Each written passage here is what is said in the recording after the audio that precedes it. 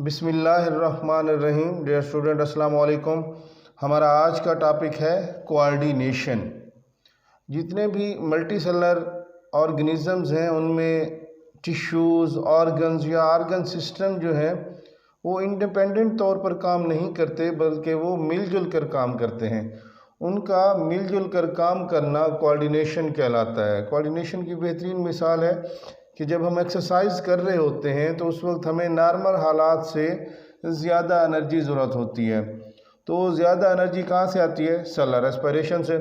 Cellular respiration के लिए हमें ज़्यादा ऑक्सीजन की ज़रूरत होती है।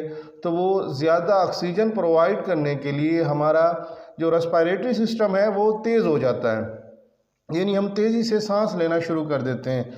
और वो जो ऑक्सीजन ज़्यादा हमारे फेफड़ों में आ रही होती है उसे तेज़ी से सप्लाई करना होता है वहाँ जहाँ इसकी ज़रूरत होती है। तो उसके लिए हमारा सर्कुलेटरी सिस्टम तेज़ हो जाता है, यानी तेज़ी से दिल धड़कना शुरू कर देता है ताकि तेज़ ऑक्सीजन वहाँ सप्लाई करे और ज़्यादा से ज़्यादा सेलुलर रेस्पिरेशन हो और उसके नतीजे में एनर्जी पैदा हो। तो ये सभी जो हमारे सिस्टम हैं, जितने भी ऑर्गन हैं या टिश्यूज़ हैं, ये सारे मिलकर काम कर रहे होते हैं। तो ये मिलकर काम करना इनका कोऑर्डिनेशन कहलाता है। नेक्स्ट हमारा टॉपिक है टाइप्स ऑफ कोऑर्डिनेशन। कोऑर्डिनेशन की दो अकसाम होती हैं। एक होती है नर्वस कोऑर्डिनेशन, जिसे हमारा नर्वस सिस्टम कंट्रोल कर रहा होता है, और दूसरा है केमिकल कोऑर्डिनेशन, जिसे हमारा एंडोक्राइन सिस्टम कंट्रोल कर रहा होता है। जानवरों और इंसान में ये दोनों कोऑर्डिनेशंस मौजूद होती हैं, जबकि पौधों में सिर्फ केमिकल कोऑर्डिनेशन मौजूद होती है। कोऑर्डिनेशन का अमल कैसे होता है? कोऑर्डिनेटेड एक्शन ये कैसे होता है? इसके 5 मेन कंपोनेंट्स हैं। एक है स्टिमुलस, रिसेप्टर्स, कोऑर्डिनेटर्स, इफेक्टर्स और रेस्पॉन्स। ये 5 इसके कंपोनेंट हैं जिसमें ये कोऑर्डिनेशन का प्रोसेस मुकम्मल होता है। तो सबसे पहले हम देखते हैं स्टिमुलस। स्टिमुलस क्या होता है? माहौल, बैरूनी या अंदरूनी माहौल में ऐसी कोई भी तब्दीली जो किसी जानदार में रेस्पॉन्स पैदा करे उसे हम स्टिमुलस कहते हैं। इसकी प्लूरल स्टिमुलाई होता है। फॉर एग्जांपल, आपने देखा होगा कि सनफ्लावर है, उसकी मूवमेंट सन की तरफ होती है। सनफ्लावर की मूवमेंट सन की तरफ होती है। वो जो उसकी मूवमेंट है वो रिस्पॉन्स है, और किस वजह से वो मूव कर रहा है? रोशनी की वजह से। वो रोशनी जो है वो स्टिमुलस है। इसी तरह जब हम शोर सुनते हैं, शोर आता है कान में, तो हम कान को बंद कर लेते हैं, कान में उंगली दबा लेते हैं। तो वो जो शोर होता है वो बेसिकली स्टिमुलस होता है, जिसकी वजह से हम रेस्पॉन्स पैदा कर रहे हैं। रेस्पॉन्स कौन सा है? कि हमने कान बंद कर लिया, कान को बंद कर लेते हैं। नेक्स्ट जो हमारा कंपोनेंट है वो है रिसेप्टर्स। रिसेप्टर्स हम कहते हैं जिस्म के ऐसे ऑर्गन जो स्टिमुलस का पता लगाते हैं, उन्हें हम रिसेप्टर्स कहते हैं। रिसेप्टर्स वो ऑर्गन है जो स्टिमुलस का पता लगाते हैं। अमूमन ये हमारे जो सेंसरी ऑर्गन है, नाक, कान, आँख, ज़ुबान और जिल्द, ये रिसेप्टर्स के तौर पर काम कर रहे होते हैं। नेक्स्ट है कोऑर्डिनेटर्स। कोऑर्डिनेटर्स हम कहते हैं कि वो जिस्म के ऑर्गन हैं जो पैगाम वसूल करते हैं और अहकामात जारी करते हैं। पैगाम कहाँ से वसूल करते हैं? पैगाम वसूल करते हैं इन्हीं रिसेप्टर्स से।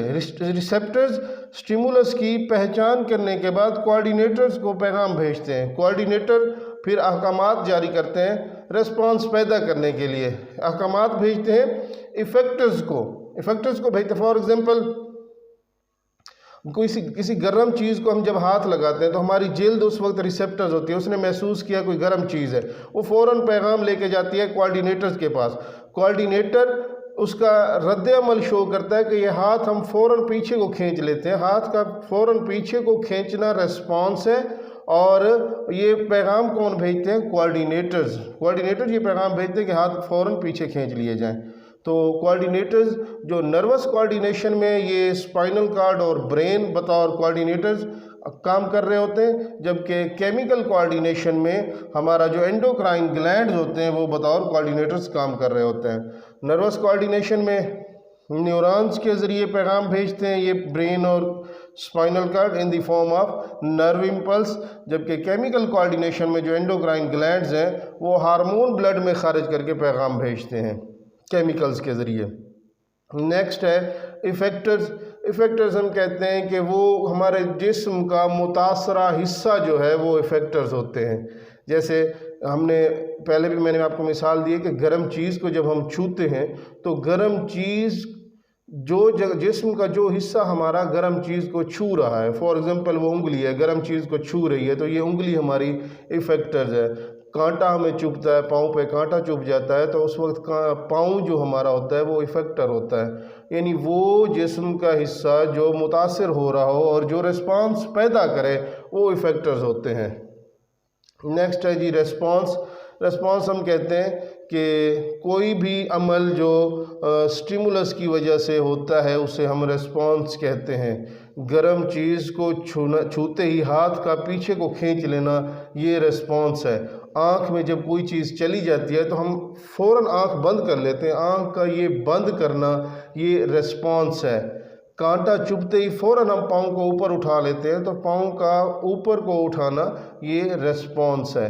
तो ये 5 कंपोनेंट्स हैं, इन्हीं कंपोनेंट्स के ज़रिए ही हम कहते हैं कि जो हमारा कोऑर्डिनेटेड एक्शन है वो कंप्लीट हो रहा होता है। जी थैंक यू।